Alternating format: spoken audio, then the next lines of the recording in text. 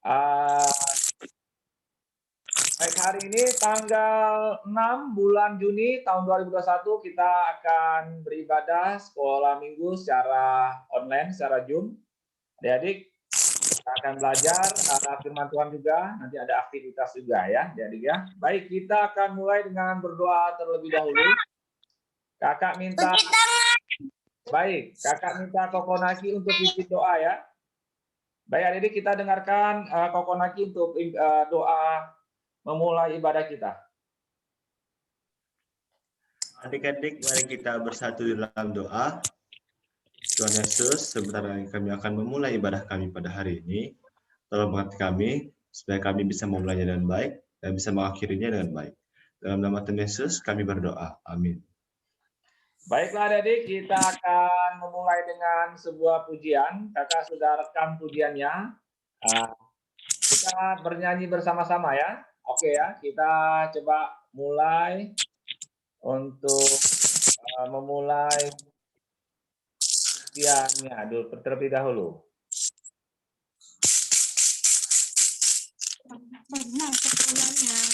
Oke.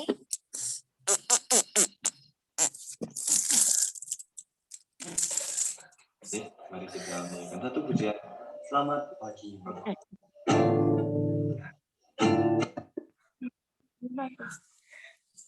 Sebentar, muka Konaki nggak kelihatan. Sebentar.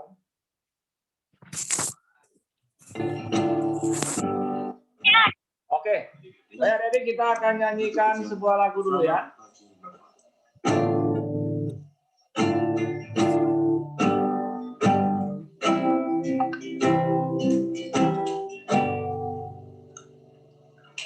Selamat pagi Bapak, selamat pagi Yesus, selamat pagi Roh Kudus. Terima kasih atas anugerah-Mu, semalam telah berlalu. Ku memuji, ku bersyukur, ku muliakan nama-Mu. Allah Bapa, Putra Roh Kudus, terima kasih. Sekali lagi.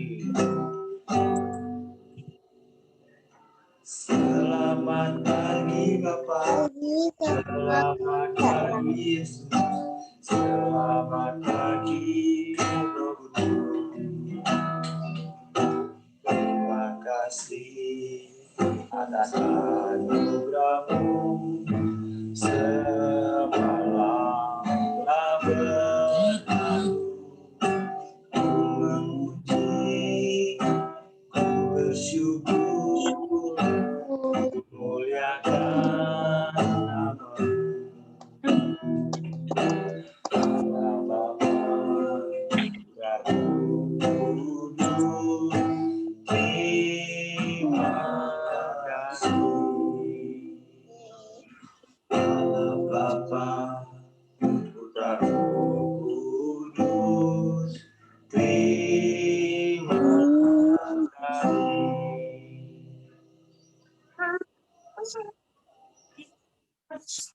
Baik, terima kasih Kokonaki sudah pimpin doa dan pujian kita pagi ini.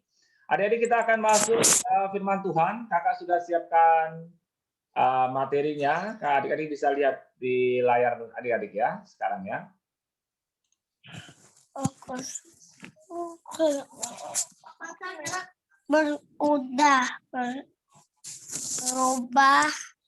Berubah. Itu ada sebuah kata, adik-adik yang sudah bisa baca boleh baca kata-kata ini ya. Berubah.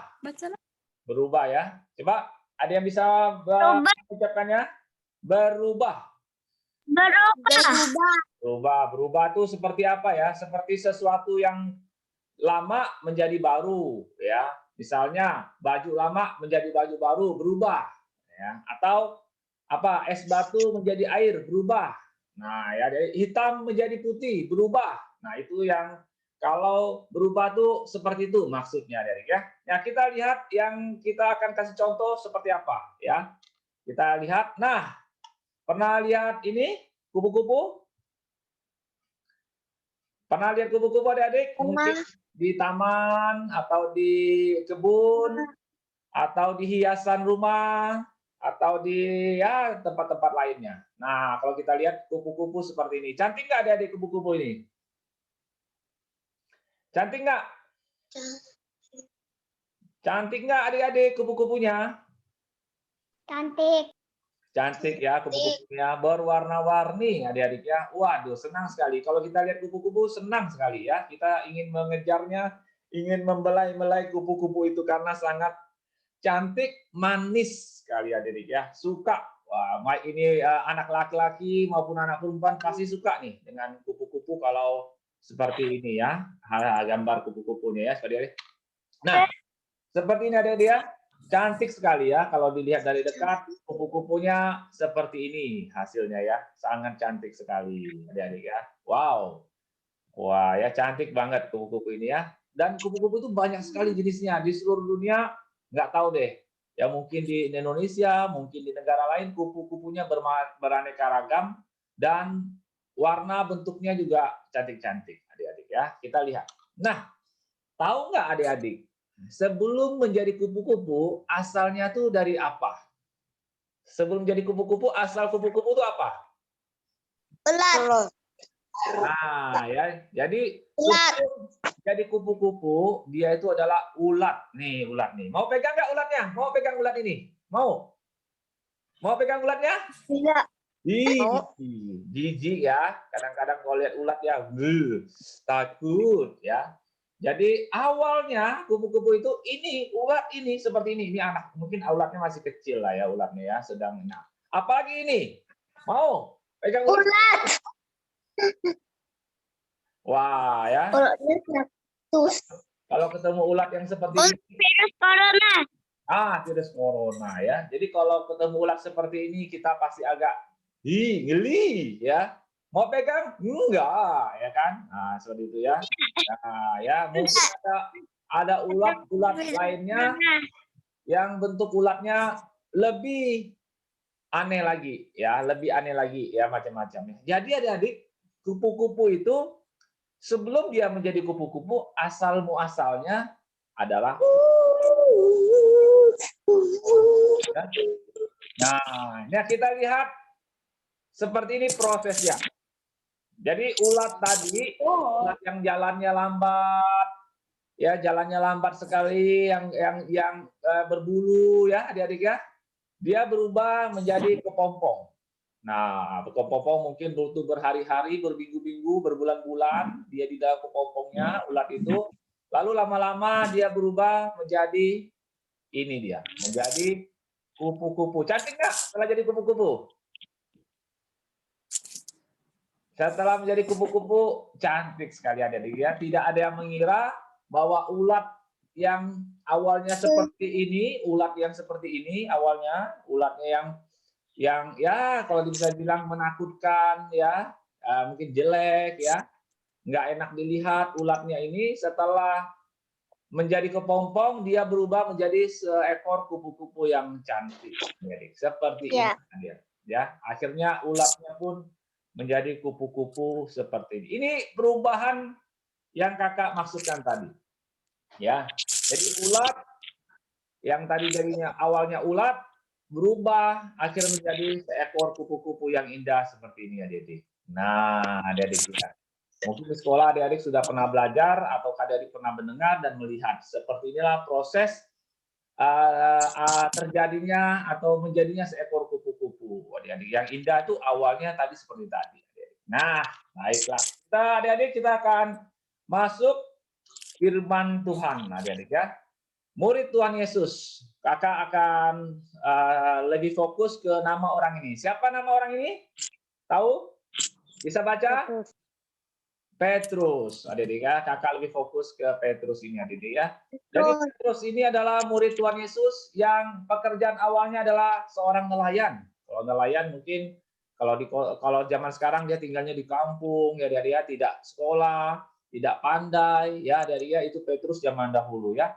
Lalu dia ikut Tuhan Yesus, menjadi murid Tuhan Yesus yang ya istilahnya kalau awalnya sombong lah ya, dia sok omong doang ya, gimana ya ngomongnya, Tuhan Yesus, saya akan ikut Tuhan Yesus sampai kapanpun. Siapa yang akan ganggu Tuhan Yesus, saya akan lawan. Saya ikut Tuhan Yesus sampai mati. Ya, dia bilang begitu ya awalnya si Petrus ya. Tapi ya akhirnya pernah kita dengar cerita bahwa dia akhirnya tidak mau menganggap Tuhan Yesus lagi, adik-adik ya. Tidak mau menganggap Tuhan Yesus lagi. Oke, bentar. Adik-adik masih bisa lihat gambar kakak? Masih bisa lihat? Masih bisa lihat ya? Tadi ada tulisan, masih bisa muncul gambarnya ya? Oke, tadi muncul sepertinya waktunya habis kan ini tadi. Baik. Lalu Petrus tadi yang awalnya katanya ya sombong mau ikut Tuhan Yesus, ternyata dia mengingkari janjinya. Tandanya masih ingat ceritanya adalah ayam berkokok 3 kali ya. Jadi waktu Tuhan Yesus ditangkap, diadili, pada saat itu Petrus mau juga diikut ya, mungkin ketahuan, dia tidak mengakui. Saya tidak kenal Tuhan Yesus, tidak, saya tidak. Tuh Petrus yang awalnya berani jadi takut dan lari ya adik-adik ya. Itu yang cerita si Petrus ini adik ya. Bentar, kenapa macet? Oke. Sampai akhirnya adik-adik Tuhan Yesus pun disalibkan. Ya, ini cerita selanjutnya yang kita ada dengar kemarin. Lalu pada hari ketiga Tuhan Yesus bangkit dari kematiannya adik-adik ya.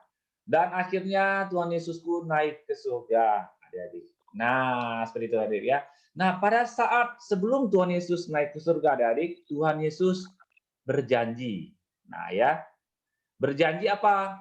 Bahwa Tuhan Yesus akan mengirimkan penggantinya atau penghibur untuk kita semuanya, yaitu adalah Roh Kudus.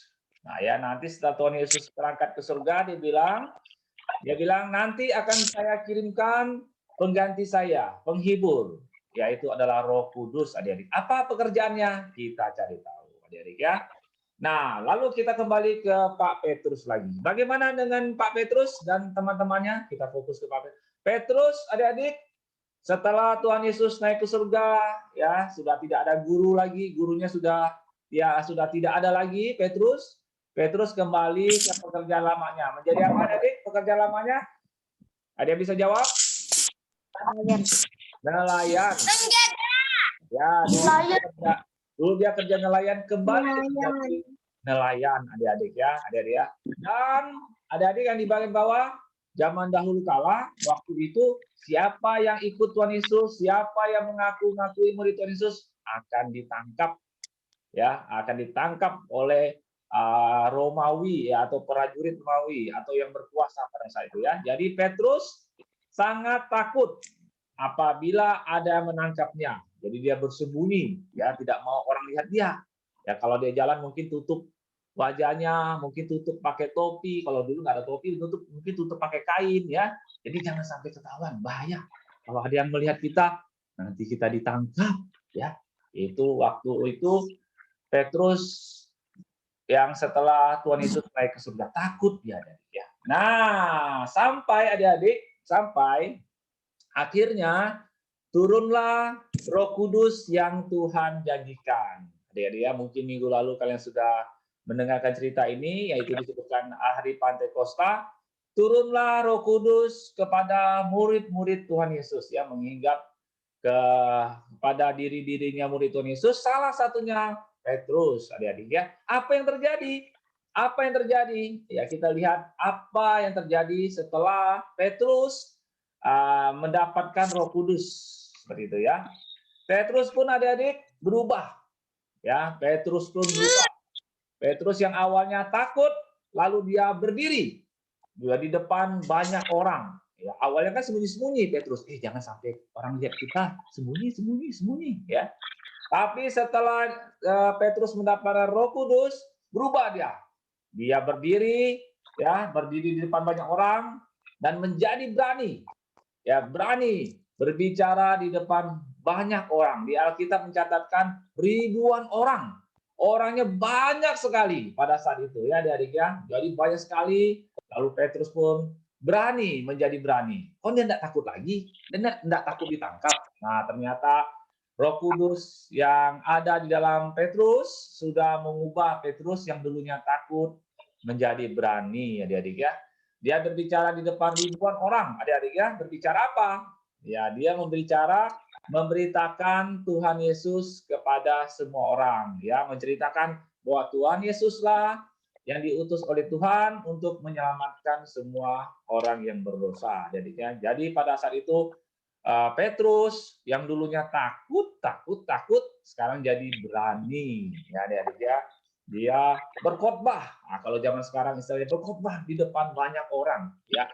Wah, kalau kakak takut ya, ternyata Petrus ini yang dulunya malu-malu, takut-takut, akhirnya jadi berani. Ya. Dan apa akibatnya?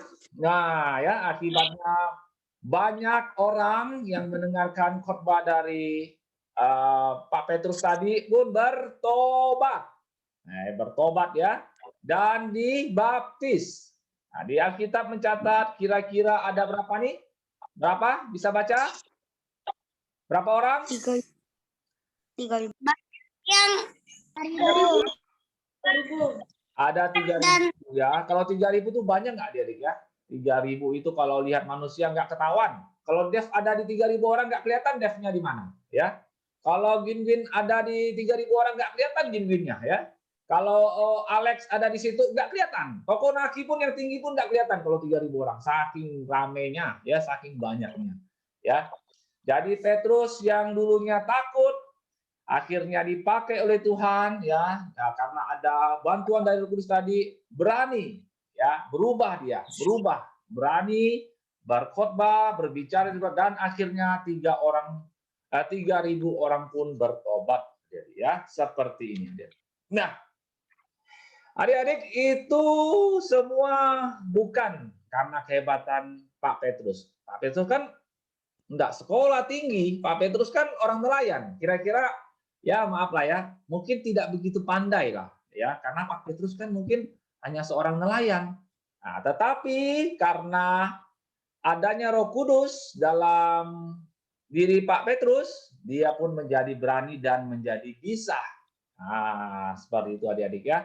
Jadi itu karena pertolongan dari Roh Kudus. Adik-adik yang menolong Pak Petrus tadi. Ya, awalnya takut tadi, dia menjadi berani. Nah, adik-adik, Pak Petrus tadi telah berubah. Telah berubah ya. Pak Petrus telah berubah karena Roh Kudus. Awalnya apa, adik-adik? Yang sebelah kiri? Apa yang sebelah kiri ini? Gambar apa? Yang di sebelah kiri? Takut. Gambar takut. Ya, awalnya Pak Petrus takut, sembunyi dia ya. Nanti awas, nanti ada yang tangkap kita nih, ya. Jangan, nanti ketangkap nih kita nih ya. Nah, setelah dia mempunyai Roh Kudus, adik-adik, dia berubah menjadi yang sebelah kanan apa? Berani. Jadi berani, adik-adik. Itulah yang perubahan yang Pak Petrus dapatkan. Berubah. Oh, dari yang cuma lama, lihat aja, Pak. dari yang lama Pak Petrus berubah menjadi yang baru, adik-adik ya. Nah, pertanyaan, adik-adik mau? Adik-adik mau menerima Roh Kudus? Mau dong ya. Jadi hebat seperti Pak Petrus ya. Adik-adik mau menerima Roh Kudus? Roh Kudus akan kita terima, adik-adik ya. Tuhan Yesus telah berjanji akan memberikan Roh Kudus kepada semua orang yang ya kan? Adik-adik ya. Nah, kalau mau berubah, kalau mau mendapatkan Roh Kudus dan sudah mendapatkan, nah kita harus apa nih adik-adik? Berubah. Ya, berubah dari mana? Ya, kalau berubah yang harus yang bagus dong. Masa berubah menjadi nggak bagus ya? Coba yang sebelah kiri, sebelah kiri. Ya, gambar yang sebelah kiri. Ya, dulu mungkin kita kurang baik ya. Ya, kurang baik nih, ya, mungkin nakal ya. Mungkin sering ya mengolok teman. Mungkin kita sering memukul teman atau memukul adik kita ya. Ya, kita berubah harus menjadi apa? Lebih baik ya. Mungkin kita mau berteman Lebih baik. bersama-sama dengan teman-teman kita ya, adik-adik ya. Berubah dong ya, kan kita sudah mendapatkan Roh Kudus, adik-adik. Seperti Pak Petrus tadi. Pak Petrus tadi yang dulunya takut berubah menjadi berani. Nah, kalau kita yang dulunya mungkin kurang baik, ya kita harus berubah dong. Ya, berubah menjadi lebih baik.